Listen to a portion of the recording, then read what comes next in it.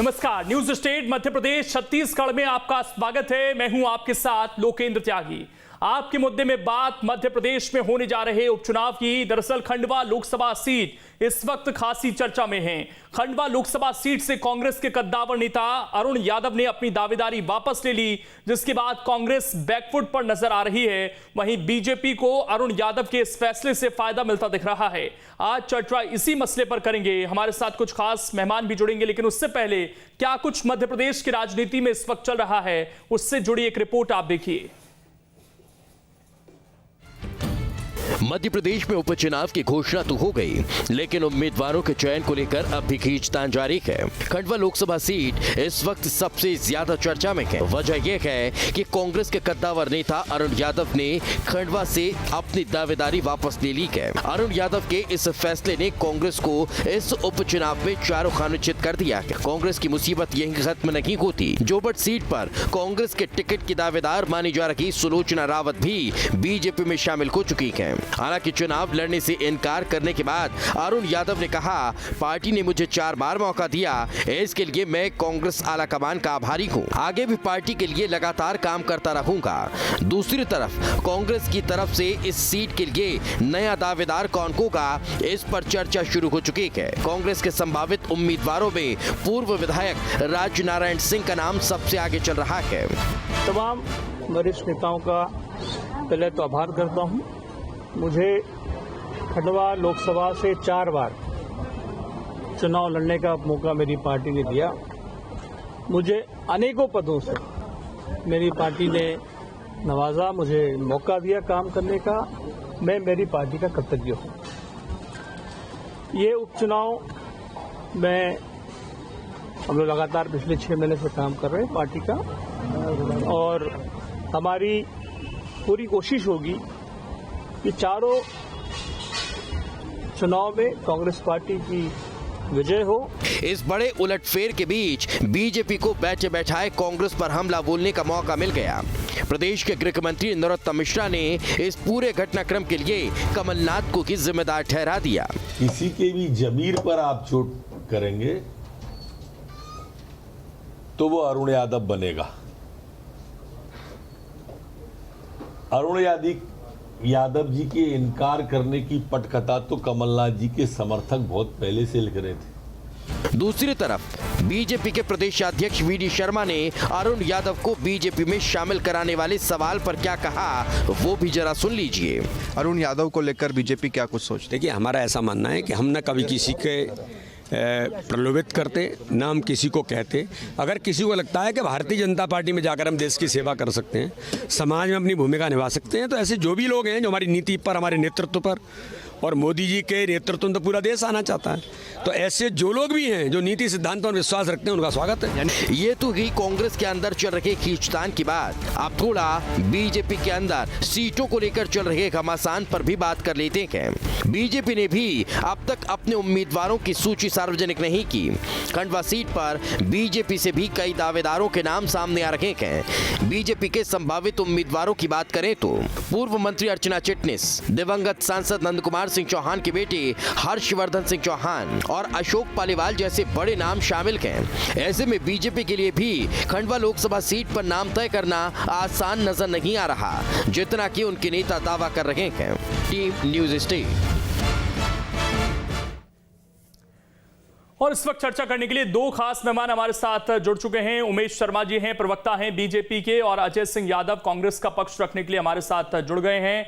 इसके अलावा वरिष्ठ पत्रकार चैतन्य भट्ट जी भी हमें थोड़ी देर में ज्वाइन कर लेंगे। लेकिन अजय सिंह यादव जी, सवाल सबसे पहले आपसे ही कि जब भी कोई बड़ा मैच होता है सर, अब उसे हम चुनाव से भी जोड़ लें, तो कुछ संभावित लोग होते हैं जो लगातार तैयारियां करते हैं, उम्मीद रहती है उनका सिलेक्शन होगा, लेकिन कोई एक व्यक्ति जो सबसे आगे लिस्ट में चल रहा हो और वो एकदम से कह दे कि मैं चुनाव नहीं लड़ूंगा, जिसको दिग्विजय सिंह ने कुछ दिन पहले आशीर्वाद दिया था, तो क्या इसे भी कांग्रेस ये कहेगी कि ये हमारे लिए बड़ा झटका नहीं है?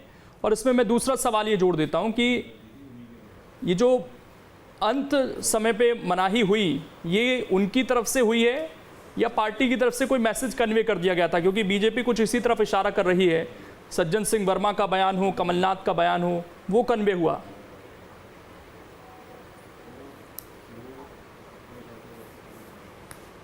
देखिए लोकेन जी, सबसे पहले मैं लखीमपुर खीरी में जिस तरह से किसानों के साथ नृशंस हत्या की गई भारतीय जनता पार्टी के केंद्रीय गृह राज्य मंत्री के बेटे ने की, उन किसानों को श्रद्धांजलि देना चाहता हूँ। भारतीय जनता पार्टी के नेताओं को सद्बुद्धि दे ईश्वर, ऐसी कामना करता हूँ। अब मध्य प्रदेश की अगर हम बात करें, देखिए जब किसान कह रहे हैं तो तय माना जाएगा, किसानों पर विश्वास तो करना पड़ेगा। अपने टॉपिक पर आते हैं, लेकिन किसी का नाम लेना ठीक नहीं। दूसरी तरफ लोकेन जी, जिस तरह से मध्य प्रदेश की राजनीति की अगर हम बात करें,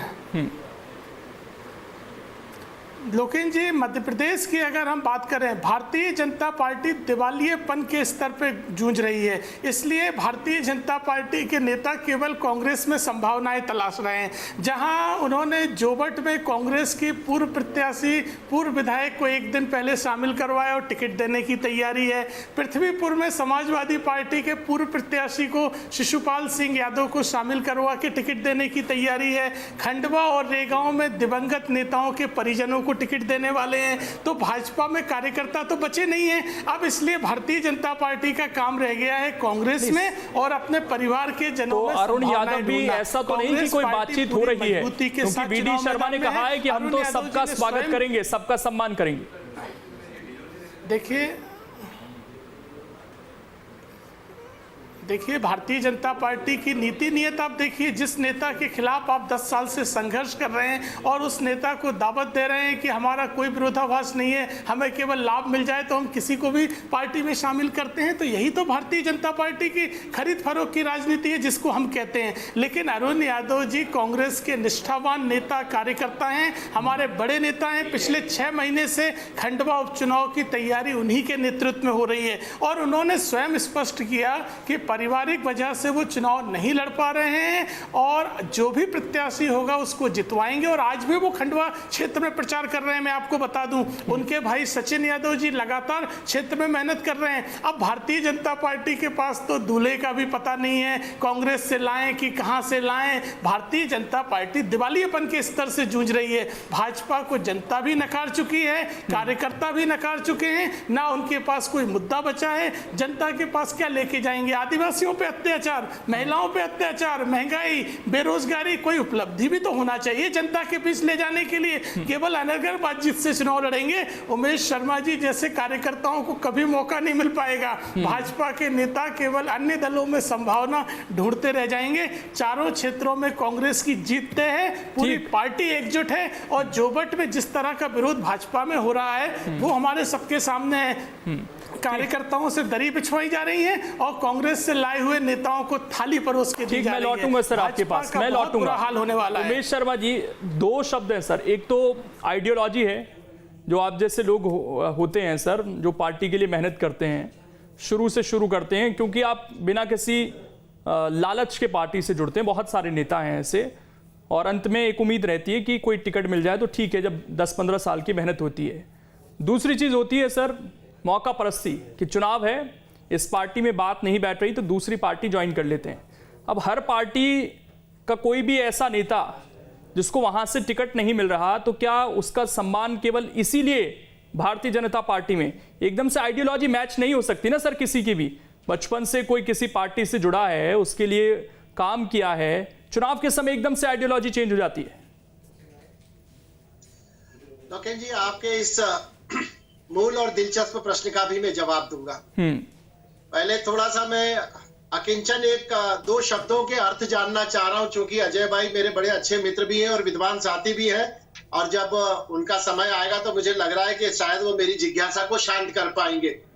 अरुण यादव जी ने एक शेर लिखा था कि मेरे दुश्मन भी मुरीद हैं शायद, वक्त बेवक्त मेरा नाम लिया करते हैं और मेरी गली से गुजरते हैं छुपा कर खंजर, रूबरू होने पे सवाल किया करते हैं। बाकी के तो रदीफ काफिये को अपन छोड़ देते हैं। तो जो मूल मुझे लग रही है कठिनाई, जो मैंने समझ पाया है, एक तो ये खंजर शब्द है। तो मुझे लग रहा है कि ये जो खंजर छुपा के रखते हैं, तो ये छुपा हुआ खंजर है ना, तो कहीं ना कहीं ये जो दुश्मन है, 2 शब्द है। तो एक तो दुश्मन कौन है? दुश्मन वो है क्या जिसने कहा था कि सर्वे में अरुण बाबू का नाम नहीं है, तो वो दुश्मन खंजर लेकर निकला है क्या? तो वो दुश्मन ने जो खंजर है, तो इस खंजर का राजनीतिक मायना क्या है?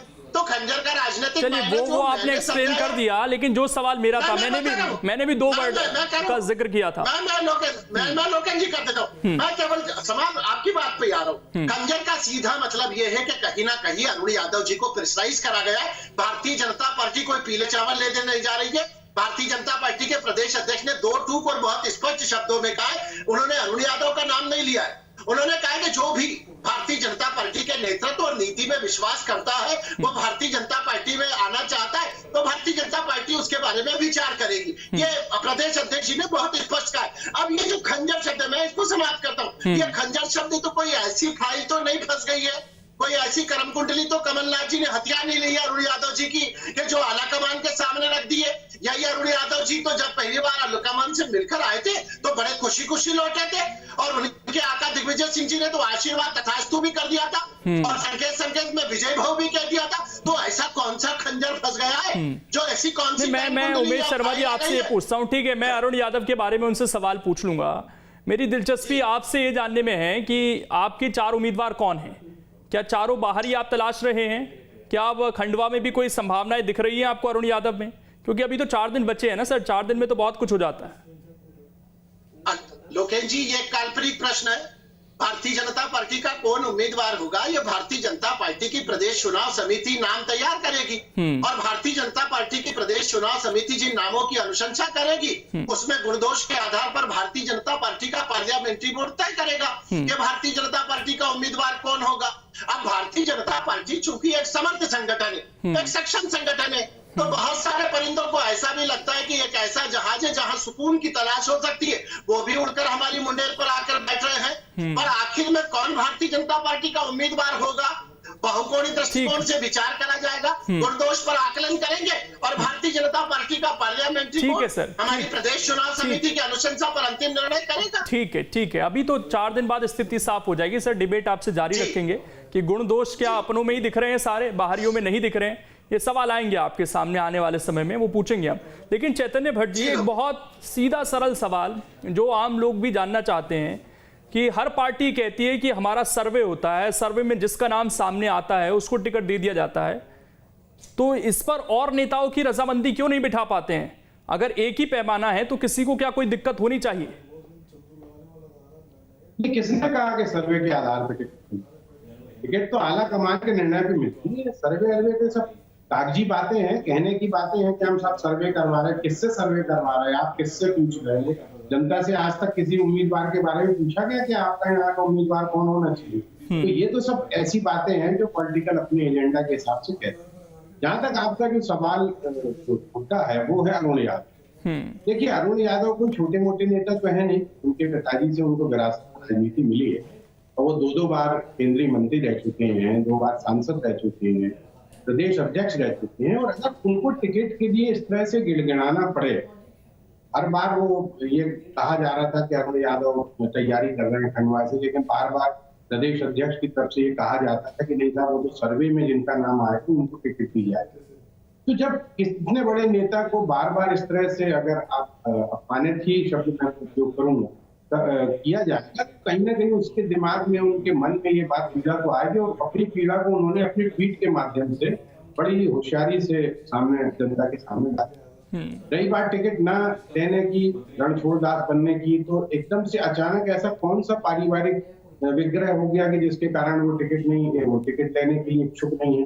पिछले 4 महीने से तो वो टिकट की कोशिश में थे, अपने तरफ से पूरा प्रयास भी कर रहे थे। वहां पर उन्होंने प्रचार भी शुरू किया था, लोगों से मिल भी रहे थे और उनको पूरी इस बात की आशा थी कि उनको टिकट दी जाएगी। लेकिन दिल्ली में जाके क्या हुआ, ये तो खैर वहां जो लोग उनको वास्तविक और तमन्ना की और हाईकमान के बीच में क्या बात है, ये तो आम जनता को या हम पत्रकारों को नहीं मानते। लेकिन कहीं ना कहीं ऐसी बात जरूर हुई होगी जो उनको कहीं ना कहीं मिली होगी और इसलिए उन्होंने आते ही से अब तो फिर चैतन्य भट्ट जी उनका रिटायरमेंट समझा जाए।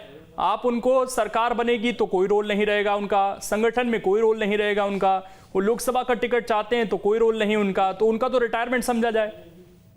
हाँ, तो हो सकता है, कोई बड़ी चीज नहीं है। देखिए, पॉलिटिकल पार्टी में कब किसको रिटायर कर दिया है कोई भरोसा तो है नहीं। बीजेपी में बहुत से लोग रिटायर कर दिए गए हैं जो बहुत बड़े बड़े नेता थे, तो वो तो पॉलिटिकल पार्टी अपने हिसाब से सारी चीजें तय करती है। अरुण यादव, मुझे लगता है कि अब वो बहुत निराश हो गए हैं और ये जरूर उन्होंने कहा कि जो भी प्रत्याशी होगा मैं उसके लिए पूरी मेहनत करूंगा।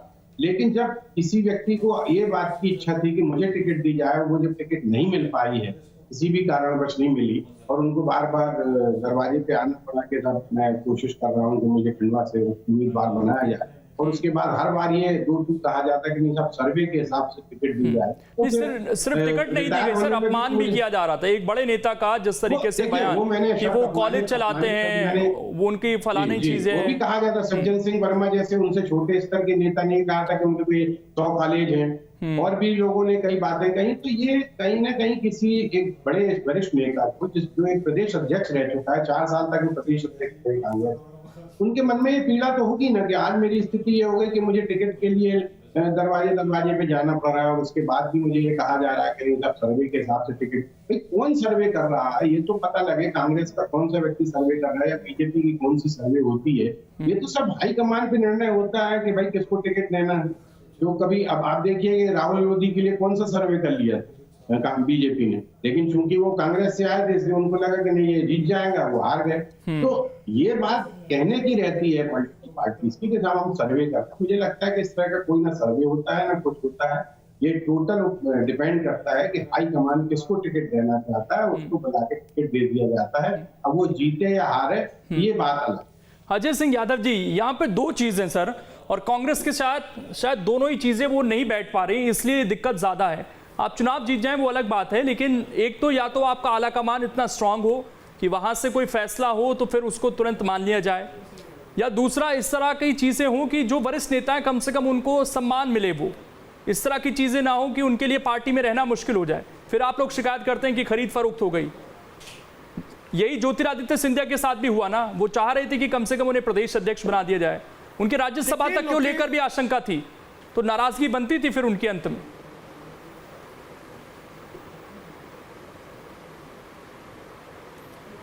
देखिए लोकेन जी, ज्योतिरादित्य सिंधिया जी किस तरह की सौदेबाजी करके गए थे, अब वो किसी के से छुपा नहीं है। जनता की बात